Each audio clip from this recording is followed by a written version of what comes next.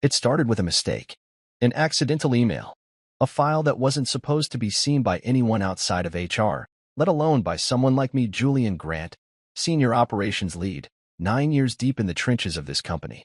I was sipping lukewarm coffee in the break room when it popped up. Compensation Review Q1. No subject line, no encryption, no warning. Just sitting there in my inbox like it belonged.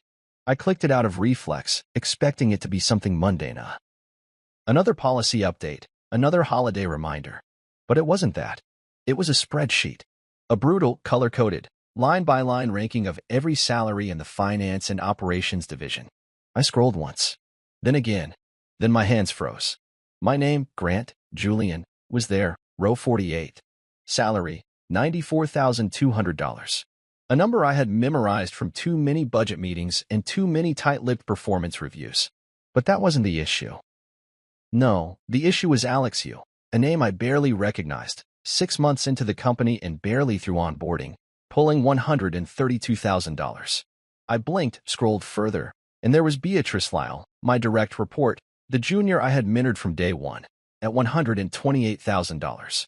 My stomach dropped. I felt my jaw tighten, my heart slow in that eerie way it does when you realize something fundamental has shifted.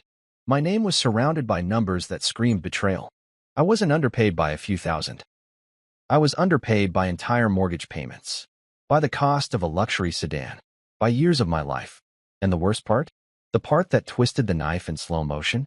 The person with the authority to fix it, the one sitting at the top of this spreadsheet, the one whose initials signed off on every line item, was Marina Grant, my wife, my CEO. I sat there with the screen glowing, the buzz of the fluorescent lights overhead suddenly too loud. I tried to convince myself it was a mistake.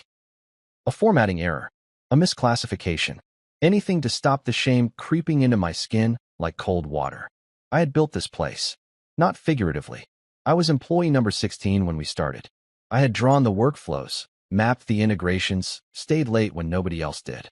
When Marina pitched investors in glass-walled boardrooms, I was the one behind the curtain, ensuring the machinery never stuttered. And now I was making less than the kid who still called Google for password resets. I closed the file, opened it again, refreshed my inbox. Nothing changed. The numbers were real. I leaned back in my chair, staring at the white ceiling tiles, willing my pulse to steady. I didn't tell anyone. Not at first. I walked back to my desk like nothing happened, smiled when Beatrice asked if I had time for a check-in, answered Alex's Slack about onboarding workflows. But something in me cracked, silently, cleanly, like porcelain under pressure. That night, I sat at the dinner table across from Marina. She was scrolling her phone, her wine glass half full, her fork tapping the edge of her plate absently. I studied her face, the smooth control, the way she smiled at headlines she didn't read. And I wanted to ask her. I wanted to say, why? Why did you sign off on that? But I didn't. Not yet. Because I needed to be sure of what I was asking. I needed more than feelings, I needed facts. I spent the next 2 hours after she fell asleep combing through every policy file I could find. Compensation bands, executive approvals, revision logs. I traced her digital signature back to the spreadsheet. It was her. No mistake. No delegation. She had signed off on the new pay bands herself. I sat there in the blue light of the laptop, my mind racing. This wasn't just a professional betrayal. This was personal. This was someone who shared my bed, knew my ambitions, kissed me on the forehead before early flights, deciding that my loyalty was worth less than a 6-month hire. And yet, the world would say I was lucky. Married to the CEO, insider access, influence. But they didn't see the silence between us. The way she stopped asking how my day was. The way her eyes drifted past me like I was furniture. I closed the laptop slowly and stared into the dark hallway that led to our bedroom. She had always told me we were building something together, that our marriage was a partnership. But now, it felt like I had been stacking bricks for a house I would never be allowed to enter. I stood, walked into the bathroom, and looked at myself in the mirror. Same face, same tired eyes. But something was different. The man in the mirror wasn't just shocked. He was done. Not with the job, but with being quiet. With being underestimated. With being the loyal one who never asked for more. I wasn't going to raise my voice or flip a desk. That wasn't my style. But I would not be ignored. Not anymore. The spreadsheet wasn't meant for me, but I had seen it. And now that I had, there was no one seeing it. I would not let this moment pass like the others. I went back to my desk, created a folder on my desktop. I labeled it Equity. Inside it, I dropped the spreadsheet. Then I opened a blank document. Title: The Cost of Being Overlooked. Because that's what they'd learn. That's what you would learn. There's always a cost when you forget who laid the foundation. I didn't wait. Not until Monday. Not until a calendar slot opened up. Not until I found the right words. I walked straight into Marina's corner office that Friday afternoon. No knock. No assistant interference. Just me, the spreadsheet in hand, and the weight of 9 years behind my eyes. She didn't even flinch when I entered. She sat behind her glass-topped desk, eyes fixed on her laptop, the glow of the screen reflecting off her cheekbones like stage lights. She typed for a moment longer, just long enough to make a point, then finally looked up. "Julian," she said, as if I was a scheduled interruption. "I'm in the middle of." I dropped the spreadsheet onto her desk without a word. I didn't need to explain it. She knew what it was. I watched her eyes glance down, scan the first few lines, and then flick back to mine. Her face didn't change. No guilt. No surprise. Just that measured detachment she always wore when things got complicated. "Company policy," she said calmly. "Market entrants come in at different bands now. It's not personal. Not personal." My throat tightened. My jaw clicked. "Not personal?" I repeated, voice low. "Even. You signed off on this. You signed off on paying Alex you $132,000. Beatrice, my trainee, is earning $128,000. And me?" I leaned forward, planting both palms on the edge of her desk. "I'm sitting at $94,200. 9 years. And you're telling me that's not personal?" She shifted in her chair, more annoyed than ashamed. "Julian, it's not a reflection of your value. It's just the current structure. Roles are benchmarked against new industry data. The board signed off on it. Did they know you were underpaying your own husband?" That hit a nerve. Her lips pressed together in that tight line she always made when control was slipping. "You're not being underpaid," she said, more forcefully now. "You're being compensated at your current band. That's how the system works." "The system you created," I said quietly. "The system you enforce." She stood, pushing her chair back. "If this is a problem for you, there are options. We can review compensation during your next performance cycle, or no." I cut in. "I'm not here for a delayed promise. I'm here because I've earned better. And you know it." For a moment, we stood there in silence. Just the hum of the air conditioning between us. I searched her face for something: regret, acknowledgement, anything human. But all I got was the cold gleam of ambition that had replaced the woman I once married. "So," I said, finally straightening, "after everything, I'm worth less than someone who still calls IT to reset their login?" She blinked slowly, then shrugged. Actually shrugged. Take it or leave it. My breath caught. I don't know what I expected. Some effort, some compromise, a moment of hesitation. But that phrase killed whatever small, foolish hope I still had. She turned back to her laptop, dismissing me with silence. I nodded once, slow and deliberate. No explosion. No slamming doors. I just walked out. Quiet. Controlled. But that quiet wasn't submission. It was ignition. I wasn't walking away from the conversation. I was walking towards something bigger. The elevator ride down felt longer than usual. I stared at my reflection in the mirrored walls, my pressed shirt, my faded wedding band, the tight set of my shoulders. How many years had I walked these halls believing in the vision she sold us all? How many systems had I built, optimized, and protected under the illusion that this was ours? That the company's success was our shared legacy? That illusion was dead now. The numbers killed it. That spreadsheet didn't just show me the gap, it showed me the truth. I wasn't just overlooked. I was conveniently undervalued. And she had made peace with that. Back at my desk, I sat in the chair I had occupied for nearly a decade and stared at the digital clock on my screen. 3:42 p.m. I opened a blank Word doc and wrote the words, "Take it or leave it," in bold at the top. Below it, I began outlining everything I had done in 9 years. Every initiative. Every cost-saving measure. Every late night spent fixing other departments' mistakes. It wasn't a rant. It wasn't even emotional. It was a record. A reckoning. And as I typed, I started to realize something. I wasn't angry because she was the CEO. I was angry because she had become like every other executive I had protected her from. I thought she was different. I thought we were different. But I was wrong. The next morning, I didn't mention the conversation over breakfast. She sipped her espresso, scanned the headlines, mentioned a weekend gala we'd been invited to. I nodded, smiled, played along. But something had shifted. I wasn't just her husband. I wasn't just her employee. I was the one who built the foundation she was now standing on. And she thought she could forget that. Over the next few days, I kept my head down at work. But at home, I started cataloging, gathering evidence, opening conversations with firms who had been trying to poach me for years. And they listened, eagerly. It wasn't just about getting even. It was about finally being seen. I had taken it for too long. Now I was preparing to leave it, with my head held high. Let her shrug again when she sees what comes next.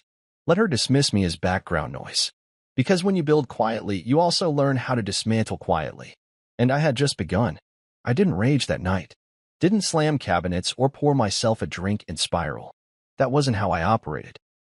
I was never the loud one, never the tantrum thrower.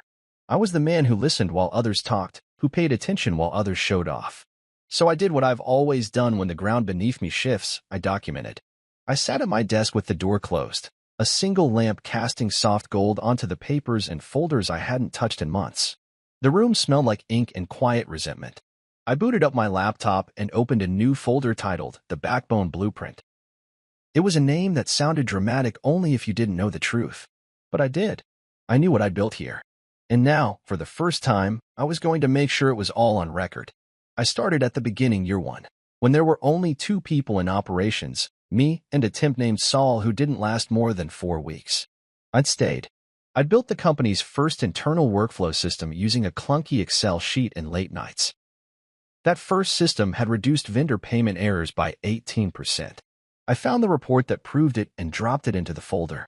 Then came year 2, restructuring the distribution chain, negotiating new courier contracts that saved the company over $47,000. I uploaded scanned contracts, email threads, performance data, page after page. Year 3, layoffs. We lost 7 employees, including 3 on my team. Instead of pushing back or complaining, I rewrote every process to absorb their workload into mine. The company didn't collapse because I didn't let it. Year 4, I designed the client onboarding architecture from scratch. That one earned me a thank you email from Marina that simply said, "Nice work." No raise. No bonus. Just that. I dropped it into the folder anyway. Documentation. I kept going until the file was 46 pages long. Not a resume. Not a brag sheet. A blueprint. Cold, exact, irrefutable. The architecture of the company's stability, brick by brick, all laid by my hands. As the hours passed, my rage settled into something sharper clarity. She hadn't just underpaid me. She had chosen to forget who had made her empire possible. And I had let her. Until now. Around midnight, I opened another tab and typed in the login for Stratus Core Ventures. We'd spoken before, once at a tech mixer, once over lunch that Marina didn't know about. They had been interested, but I hadn't been ready to leave. Loyalty, comfort, pride, call it what you want. It had kept me tethered. But not anymore. I uploaded my resume. I attached the backbone blueprint. I wrote a note. Let me know if you're still interested. I'm ready to move. It didn't take long. The next morning, there was a response from the managing partner, Alexei Hahn. The subject line said, "Let's talk today." By noon, we were on a call. 45 minutes later, I had a formal offer in my inbox. Senior Vice President of Systems Strategy, base salary $155,000. Plus annual profit share and equity vesting over 3 years. I stared at the offer for a full minute. Not because I was surprised, they had always seen my worth. But because, for the first time in nearly a decade, I felt visible, valued. I printed the offer letter and clipped it to the back of the blueprint. I slid both into a Navy presentation folder. Clean. Simple. Professional. Then I added one more page, my formal resignation letter, effective immediately. I didn't include any dramatics. Just a single paragraph, clear and direct. I signed it, leaned back in my chair, and stared out the window. It was a bright morning, cloudless, deceptively calm. When you spend years building quietly, you begin to forget how loud truth sounds when it finally steps into a room. I didn't dress differently that day. I didn't change my gait. I walked through the building like I always did, calm, steady, invisible to the ones who didn't look closely. I passed Beatrice in the hallway. She smiled. "Morning, Julian." I smiled back. Morning. But inside, everything was shifting. I stopped outside Marina's office. Her assistant looked up, surprised. She's in a meeting. She'll want to take this, I said, holding up the folder. Without waiting, I pushed the door open. Marina looked up from a discussion with Malik Desai and Kyle Santos. Julian, she said, startled. We're in the middle of. I know, I said. I placed the folder on the center of the table, my resignation letter on top. But this couldn't wait. I didn't say anything else. Didn't explain or justify. I just turned and walked out. 10 steps. That's all it took to change the direction of a life. 10 steps out of that room, and I wasn't her employee anymore. I was a man who remembered his worth. The rest would follow. Because when the foundation shifts, it doesn't matter how high the tower reaches. Sooner or later, it all comes down. She didn't call, didn't email, didn't send a message through her assistant. She summoned. At 9:03 a.m., a calendar invite appeared, Boardroom 4C. 10 a.m. mandatory. Sent by Marina Grant. No subject line. No explanation. Just that. I stared at the screen, the cold professionalism of her tone like a slap I'd already seen coming. I accepted the invite without flinching. When the hour came, I walked through the corridor like a man headed to a courtroom, not a meeting. But it felt the same. The long hallway of floor-to-ceiling windows. The hushed tension of employees pretending not to know. I'd seen that look before, half curiosity, half relief that they weren't the ones walking into fire. Marina's assistant avoided eye contact as I passed. The door to the boardroom stood slightly ajar. I pushed it open and stepped inside. 4 of them were already seated. Marina at the head of the table, her posture rigid, her face more drawn than usual. Paul Santos, head of HR, nervously flipping a pen between his fingers. Trisha Bond, legal counsel, arms crossed so tight her knuckles were white. And Malik Desai, the COO, expression unreadable, eyes flicking between faces like a man calculating which way the wind might turn. My report sat in the center of the table. They'd printed it, all 46 pages. My resignation letter was clipped neatly on top, like a headline. Marina gestured toward the empty chair at the far end. Have a seat, Julian. I sat, calm, straight-backed. My heart wasn't racing. Not now. Not anymore. We've reviewed your resignation and the materials you left, she began, choosing her words with surgical precision. Before we proceed, I'd like to ask, why didn't you come to me directly about your concerns? I looked at her and almost laughed. Not because it was funny. Because it was insulting. I did. I said, voice low but steady. I walked into your office. Dropped that spreadsheet on your desk. You barely looked at it. You told me to take it or leave it. I left.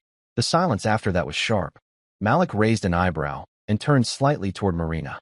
Is that true? She didn't answer right away. Just pressed her lips together and gave a small nod. Kyle stopped flipping his pen. Trisha cleared her throat. Let's move forward constructively, she said, as though we were discussing logistics, not betrayal. We've reviewed your contribution summary. Impressive work, Julian. And frankly, eye-opening. It's clear you've played a more significant role in the operational backbone than we fully appreciated. I said nothing. Just watch them. Let the discomfort stew. So what do you want? Marina finally asked. It was the question I'd been waiting for her. Not because I needed to be begged, but because they finally understood they weren't in control of this moment. 3 things, I said.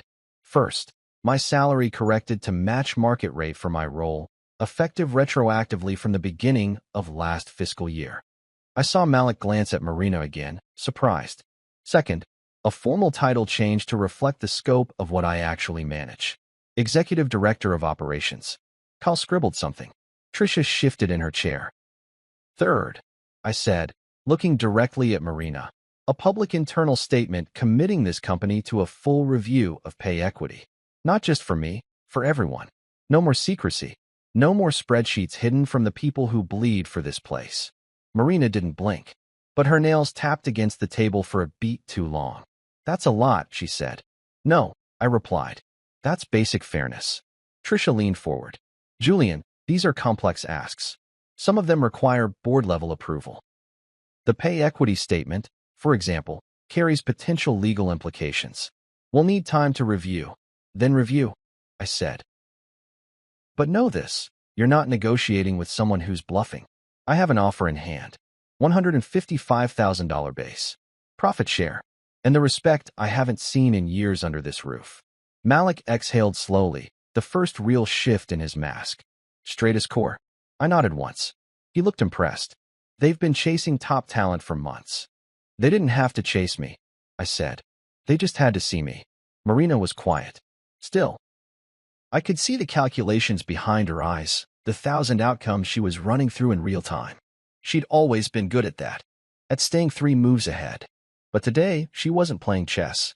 Today, she was catching up. Give us 48 hours, she said finally. We'll return with a formal response. 48, I said. Not a minute more. I stood, gathered nothing, and walked out. The door closed behind me with a hush. The kind of hush that follows a truth too heavy to ignore. I didn't expect a quick answer.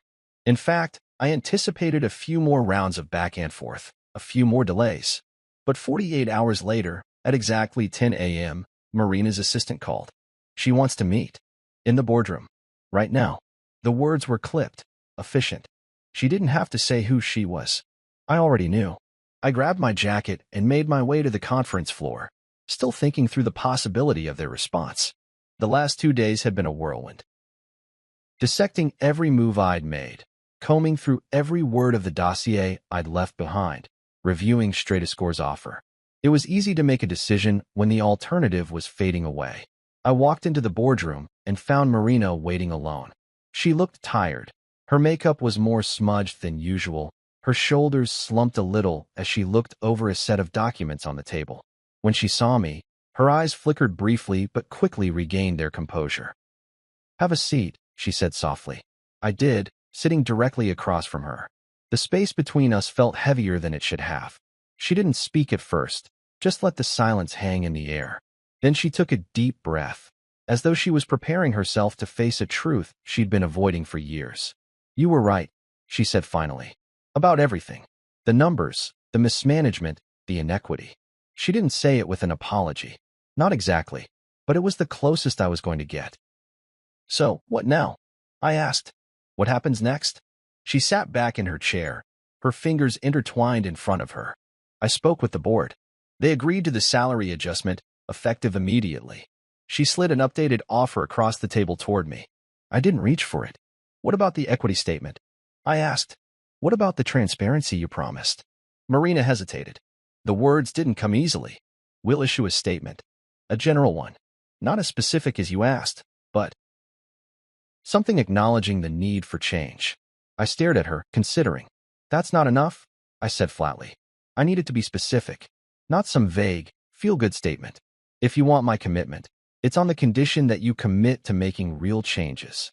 Marina looked at me, eyes narrowing slightly. You're holding me to the fire, Julian. I'm holding you to the truth, I corrected. Because the truth is, I've been here 9 years, watching this place grow, watching you grow. And for all the accolades, all the fancy press releases, there was always one thing missing: honesty. You never wanted to see the cracks in the walls. And when I showed them to you, you tried to bury them. She clenched her jaw, but didn't interrupt. I was getting through to her. I could feel it. The tension in the room shifted. I won't be your token change, Marina, I continued. I won't be your success story for diversity or inclusion or whatever label you want to put on it. If I stay, you need to fix this place from the inside out. No more policy changes that only sound good on paper. I need proof. Marina was silent for a long moment, her eyes scanning my face as though she were looking for something, an expression, a gesture, anything that would let her know she wasn't losing everything. What if you stay? She asked, her voice quieter now. What if we do it your way? You're right. We've made mistakes. We've ignored issues that should have been addressed long ago. But if you stay, we'll make sure that we don't just talk about fixing it. We'll actually do it. I studied her face, trying to read what was really behind the words. There was something in her eyes, guilt, maybe, or something else I couldn't place. She wasn't offering me just a position anymore. She was offering something more, something personal. I folded my arms. You can't just say it. You have to prove it. And proving it means real action. Not a committee or a review, but tangible steps. A change in how you run this place, how you lead. She nodded, her posture softening just a fraction. Okay, she said. I'll commit to it. Starting with the statement. And, if you agree, we'll schedule an internal audit. A thorough one. I felt the shift in the air. This wasn't just about numbers anymore. It wasn't even just about the company. This was about something deeper, something personal. And the salary? I asked, just to ground the conversation back in reality. Marina opened the folder she'd set on the table and pulled out the offer letter. She slid it toward me. The salary increase is immediate, she said, her voice firmer now. Your new title is in effect immediately. As for the internal audit, if you're on board, it'll be a joint effort. We'll need you to lead the project. It was more than I'd hoped for, more than I'd expected, but the words didn't feel like a victory. Not yet. I'll need it in writing, I said. Not just the salary, the commitments, the timeline for the audit, the transparency you promised. I'll need a clear plan for how we move forward. Marina leaned forward, her gaze steady and determined. You'll have it. I promise. I picked up the offer letter and read it carefully. It was everything I'd asked for. No loopholes, no ambiguities. I signed it without hesitation. Good, I said, slipping it back across the table. Now we work. She smiled faintly, but it wasn't the smile I was used to. It was more real, less practiced. Yes, we do. I stood up, buttoning my jacket as I did. As I reached the door, I turned back. One more thing, I said, my voice low but firm. This place will never be the same, and neither will we. I left the room without waiting for her response. The door clicked shut behind me, and as I walked back down the hall, I knew one thing for sure. Nothing had been solved, but everything had changed. The envelope came by courier. White, thick, and unmarked except for my name typed in a simple, clean font. I opened it in my office with the door closed, even though the blinds were drawn and no one had knocked since the new title went up on the plaque beside my door, Executive Director of Operations. The same hands that had carried boxes across this office floor 9 years ago now held an offer package worth 6 figures. But as I read, line by line, a familiar chill crept down my spine. I'd seen enough contracts to know when something was off. On the surface, it was everything I asked for. $160,000 salary, back pay calculated, a retention bonus, extended equity consideration. It should have felt like a win. But buried deep in Section 8, disguised as boilerplate, was the clause, the employee agrees to refrain from disclosing any information relating to compensation, internal financial matters, or organizational discrepancies past or present. Past or present. I read those words 3 times. They were counting on my exhaustion, on my silence. They wanted me bought and buried at the same time. I leaned back in my chair, staring at the ceiling like it might offer an answer. The spreadsheet had cracked something open, but this was the company trying to shove it all back into the box. And the worst part? It didn't even surprise me. I didn't storm into Marina's office this time. I didn't send a scathing reply. I folded the offer letter back into the envelope and placed it neatly in my drawer. Then I opened my calendar and pulled up the name I'd been saving like an ace in my hand. Amara Dorsey, chairwoman of the board. She wasn't just a name on a letterhead. She was the pulse of the company's reputation, and unlike Marina, Amara valued optics, integrity, and legacy. I didn't ask Marina's permission. I sent Amara a direct request for a 15-minute meeting. Subject line, compliance concern, urgent. She responded within the hour. Tomorrow, 8:30 a.m. My office. I closed my laptop and stared out the window. The city moved like it always did, cars crawling through intersections, people walking with purpose, pretending their lives weren't built on hidden negotiations and silences bought by fine print. That night, Marina cooked a quiet olive branch. She poured wine, made pasta, and set the table like we hadn't spent the last 2 weeks dismantling each other with contracts and veiled threats. We talked about the weather, about a new restaurant opening downtown. She asked if I'd decided about the offer. I didn't lie. I read it, still reviewing. She nodded, chewing slowly, like she knew exactly what I meant and didn't want to give it air. The quiet between us wasn't angry. It was heavier than that, like we were both holding on to a version of each other we no longer recognized, but weren't quite ready to release. I went to bed early, woke up before the sun, put on a dark suit and tie. Not to impress Amara, but to remind myself that I wasn't a subordinate anymore. I was a man choosing his next move. Amara's office was on the top floor. I'd only been up there twice, once for a holiday function, once when I was helping Marina prepare for her CEO pitch. It felt like a different world. Quiet, carpeted, smelling faintly of leather and eucalyptus. Her assistant ushered me in without a word. Amara sat behind her desk, perfectly composed, a navy blue blazer draped over her shoulders like armor. She didn't rise, just gestured for me to sit. "Mr. Grant," she said, her tone clipped but curious. "I've read your report. Impressive work." "Thank you," I said. "But that's not why I'm here." She tilted her head, waiting. I slid a folder across the desk, only 2 pages inside. The contract I'd received, and the clause in question, highlighted in yellow. "I was offered this yesterday," I said, "along with a raise and new title.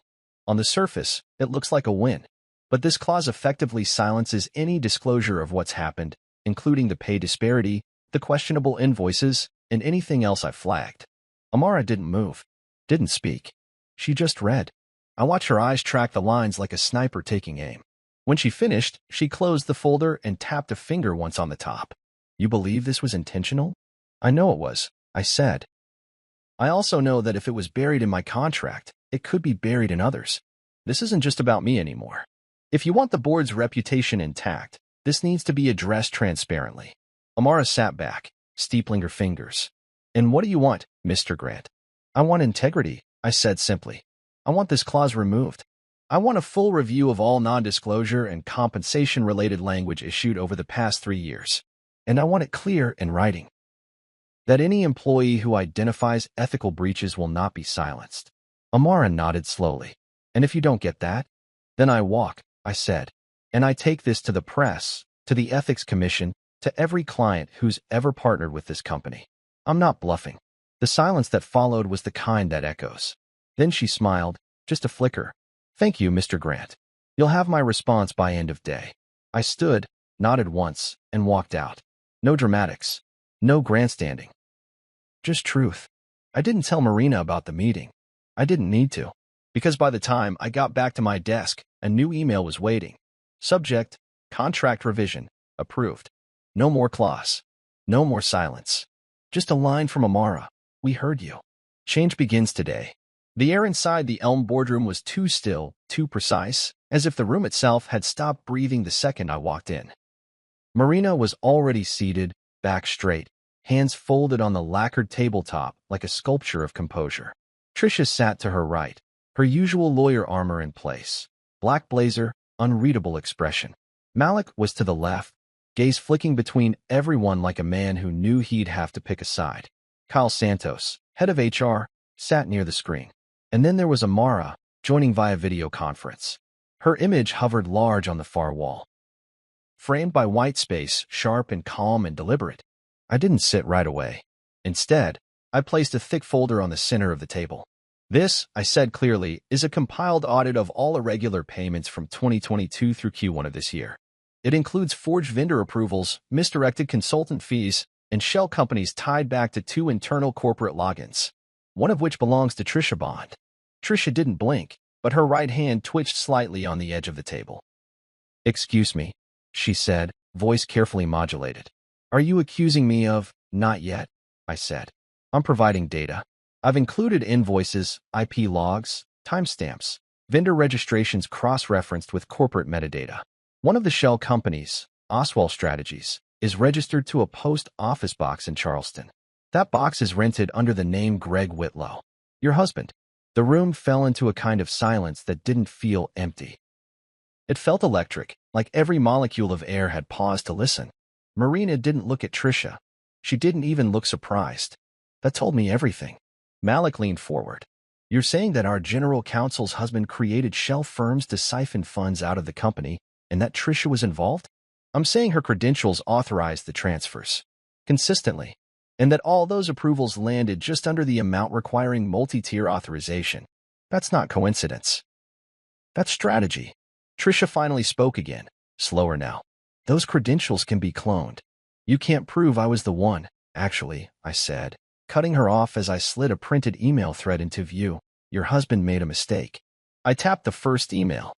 "Greg forwarded a vendor intake form to your personal email address, which you responded to, from your company-issued laptop." Tricia's face drained of all color. Her lips parted, but no words came out. I turned to Amara, who had been silent up to this point, her fingers folded under her chin. "Chairwoman Dorsey, I brought this to you first because I didn't want it buried. I didn't want it rewritten or spun into something palatable. I wanted the board to know that for over a year, someone close to the executive suite has been draining this company's resources for personal gain. Amara finally spoke, her voice like tempered steel. Thank you, Mr. Grant. This is thorough. We will conduct a formal investigation immediately. Effective today, Ms. Bond, you are suspended pending the outcome. Trish's mouth opened, as if she might object, but Amara wasn't finished. Your corporate access is to be revoked within the hour. HR will coordinate your exit from the premises. You will not discuss this with anyone. Ka was already reaching for his phone.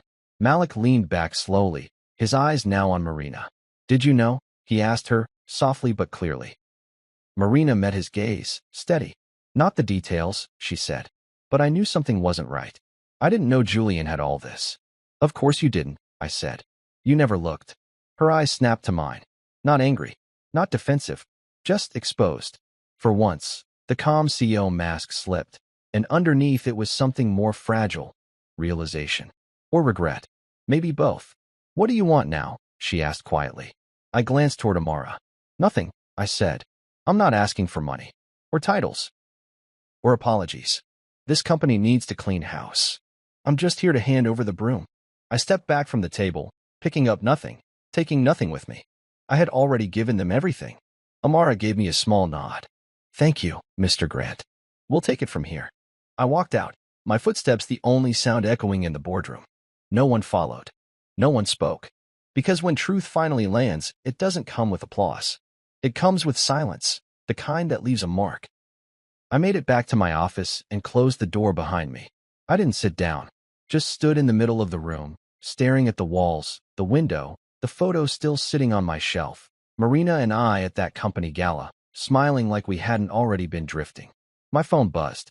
A text. Unknown number. You could have destroyed me. I stared at the screen. Marina. I knew it without needing to check. I didn't respond. Because I hadn't destroyed her. Not yet. But I had given her the one thing she never gave me. Clarity. News travels fast in corporate circles, but scandal travels faster. Within 72 hours, the once pristine walls of the company Marina built were covered in cracks, some visible, others still spiderwebbing quietly behind the paint. Trisha Bond was suspended. Greg Whitlow was arrested after financial crimes investigators raided their apartment and storage unit. He didn't even put up a fight. The story made its way to the business blogs first, buried under sanitized phrases like executive misconduct and compliance breach. But anyone paying attention knew it was worse.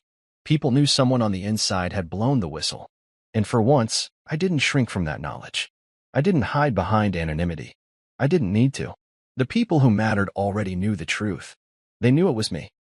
They knew I had kept this place from going under long before anyone had the title or stomach to care.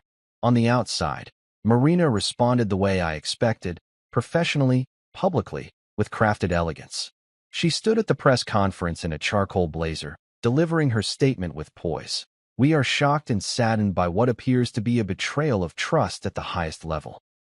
While the legal process plays out, we are cooperating fully with authorities and initiating a full-scale audit to restore confidence and transparency. It was perfect. So perfect it didn't feel like a lie, just a shift of spotlight. One that conveniently placed her in the role of betrayed leader, rather than negligent executive. I didn't attend the press conference. I watched it from my new office at Stratus Core Ventures. The walls were clean, the air still unfamiliar but promising. There was no history here. No echoes.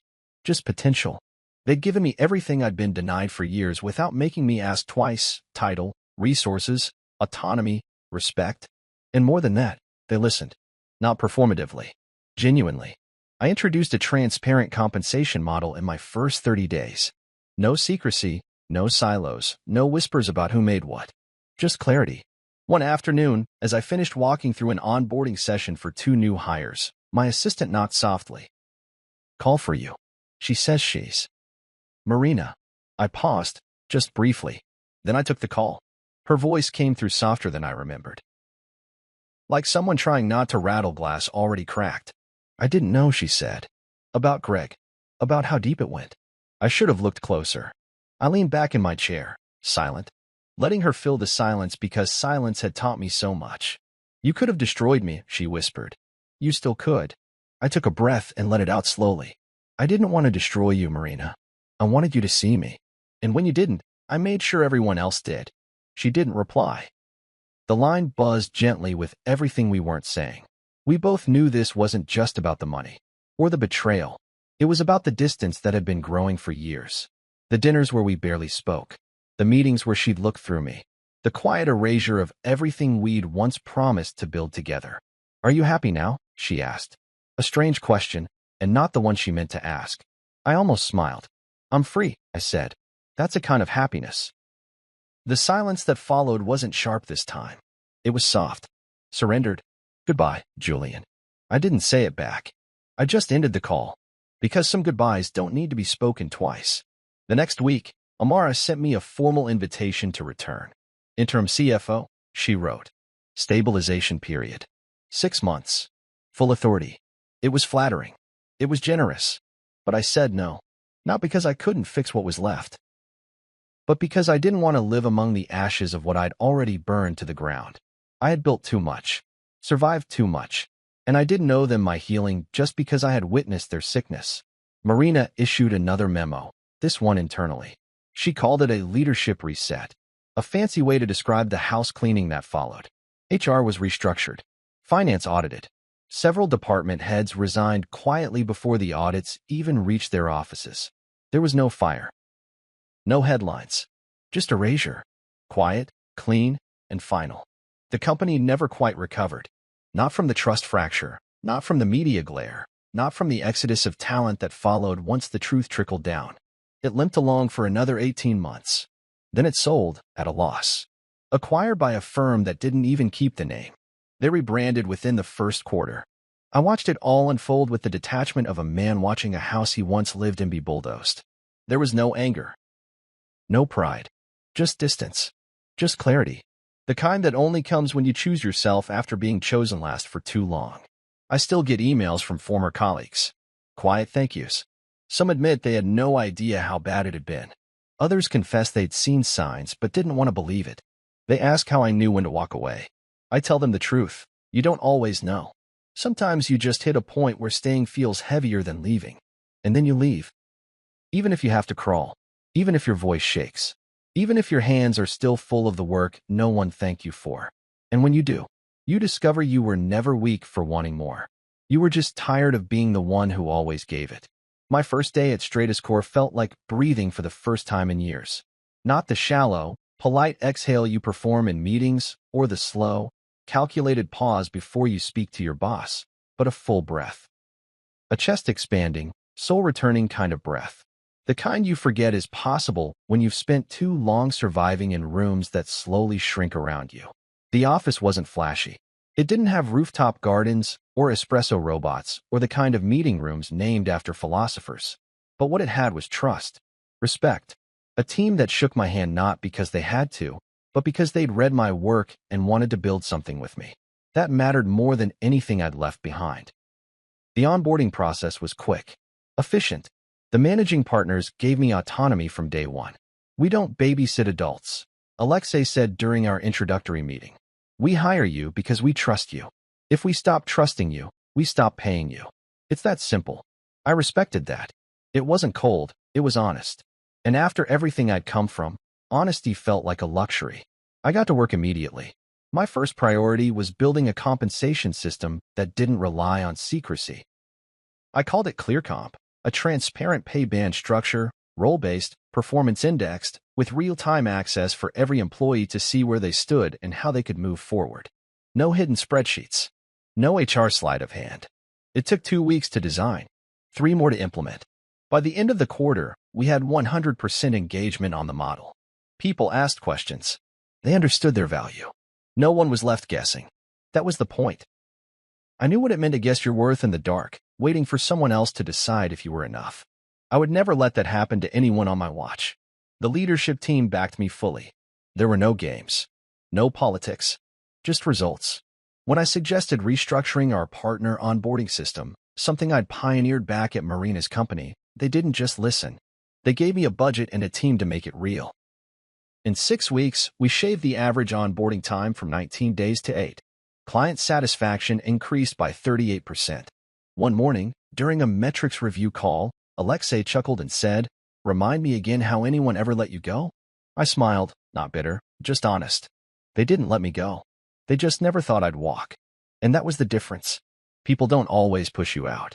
Sometimes, they just keep diminishing you until you forget what it feels like to be whole. And when you finally remember, when you finally wake up, you leave. And you don't look back. But even with everything working, the ghosts didn't vanish. They lingered, not in regret, but in memory. It came in the form of emails. Former coworkers, mostly. A few interns I used to mentor. The messages trickled in slowly at first. Just wanted to say thank you. I had no idea what you were dealing with behind the scenes. You did the right thing. Some were bolder. I'm looking for opportunities. Would love to work with you again. If you hear of anything at Stratus Core, keep me in mind. The most gutting were the quiet apologies. I'm sorry I didn't speak up. I saw it. I just stayed quiet. I didn't blame them.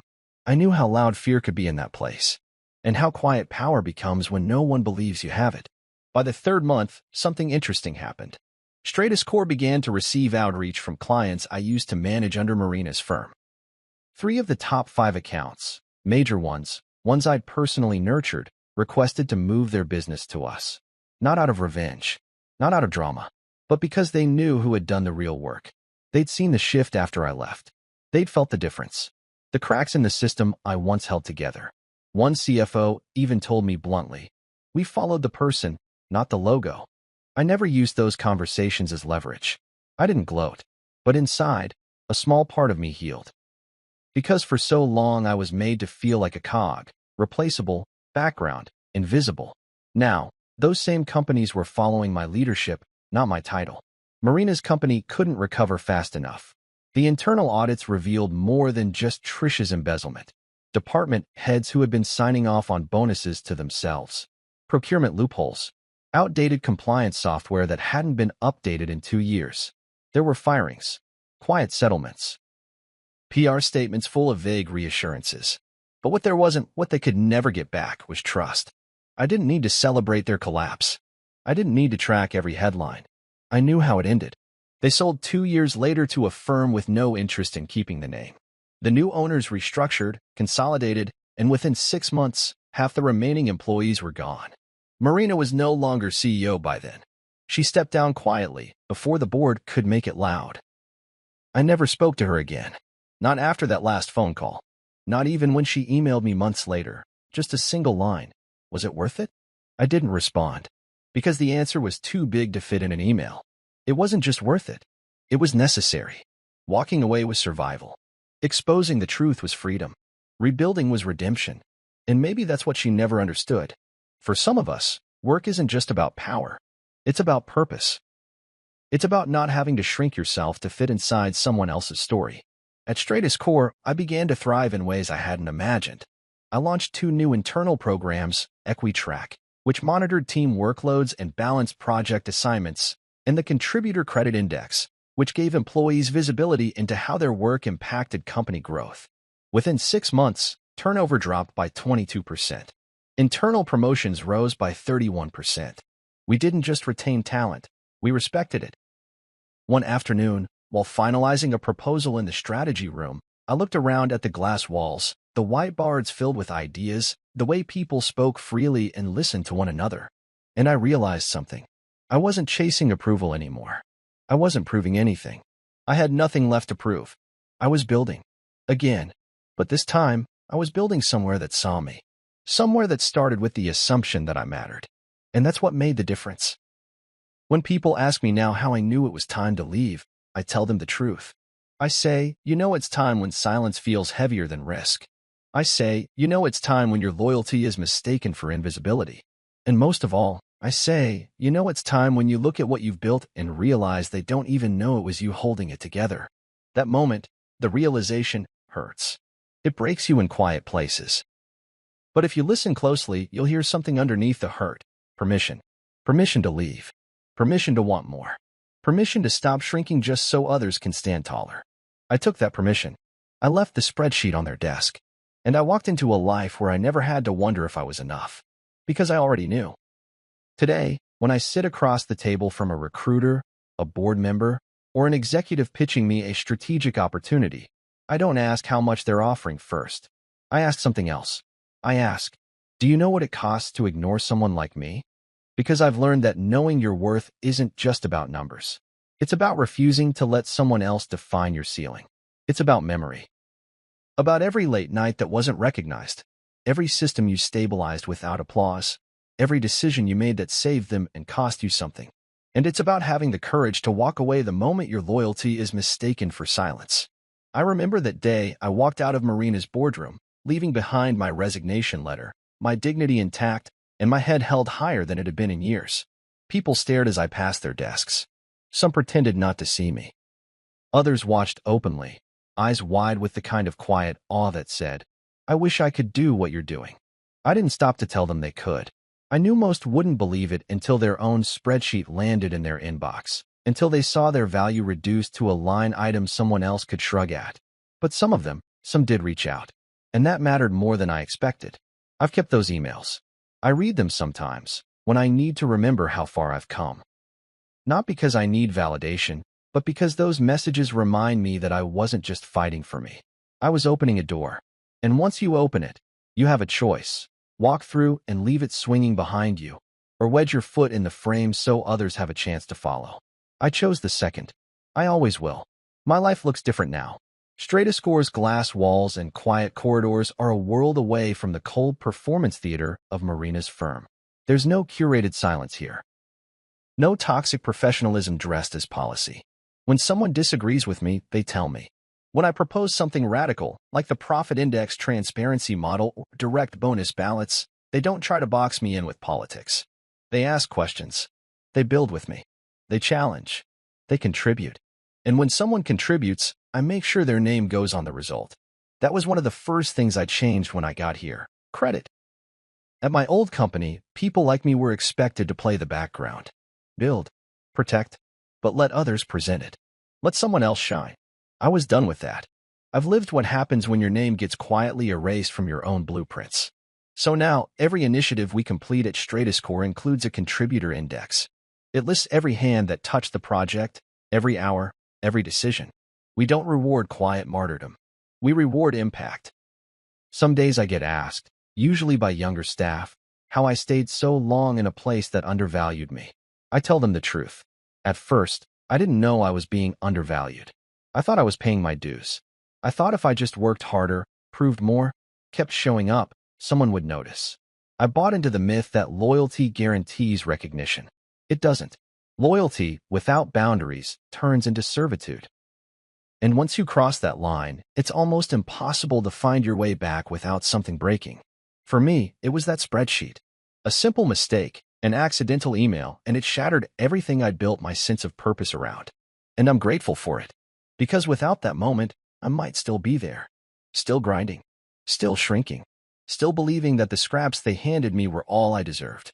But I also don't romanticize the moment I left. It wasn't easy. It wasn't cinematic. It was quiet. Lonely. It meant stepping into the unknown with nothing but a folder of receipts and a backbone I hadn't used in years. It meant rebuilding my confidence in real time, while people watched and judged and whispered. But I did it anyway. And now I look back, not with regret, but with clarity. Marina reached out once more after the company folded. It was a short message. You were right. I didn't reply. Not because I hated her, but because I didn't need anything from her anymore. Not acknowledgement, not closure. I'd already given myself both. When I speak at leadership forums now, I talk about two things. First, how to build systems that don't exploit quiet contributors. Second, how to leave when you realize you're one of them. People nod, scribble notes, ask questions like, but what if your industry punishes you for speaking out? And I always say, the only thing worse than being punished for speaking out is being forgotten because you didn't. I'm not interested in revenge. I never was. What I wanted, what I still want, is justice. And not the kind that comes from lawsuits or press coverage. I wanted a new model. A way to lead that doesn't rely on making someone small to feel tall. And we're building that now. It's slow. It's hard. But it's happening. Just last quarter, we launched an internal equity accelerator. We partnered with local universities to provide paid internships to students from underrepresented backgrounds. No unpaid labor. No vague promises. Real work, real credit, real pay. I oversee the program personally. Every Friday, I meet with the interns. I ask them what they're learning, what feels broken, what they'd do differently if they were in charge. One of them, Leah, looked at me last week and said, "I've never felt this safe being honest before." That matters. That's legacy. Not the building you leave behind, but the courage you pass on. As for me, I still keep a copy of the spreadsheet that started it all. Not to hold a grudge, not to relive the wound, but to remember. It's framed in black and white, printed on the same cheap office paper it came to me on, and it hangs just behind the door in my home office. No one sees it unless they're meant to. And when they do, I tell them the story not as a cautionary tale, but as a blueprint. A reminder that mistakes reveal more than people expect. That sometimes the error wasn't the email. The error was thinking you could bury a man's worth beneath policy and procedure. Now, I move differently. I negotiate differently. I don't apologize for wanting more. I don't sit quietly at tables I helped build. And I no longer confuse humility with silence. My wife is gone. Not in the literal sense. We still see each other at the occasional event, still nod politely in the rare moments our paths cross, but gone in the sense that whatever we built is long behind us. We don't talk about the past. We don't discuss the company. Sometimes I think she envies my peace. Sometimes I think she still doesn't understand it. But peace didn't come from winning. It came from walking away before I lost myself entirely. So if you're reading this, stuck in a job or a relationship or a cycle that keeps taking without giving back, I want you to know something. You're not crazy. You're not weak. You're not overreacting. You're waking up. And when you do, don't wait for permission. You don't need a spreadsheet. You don't need an apology.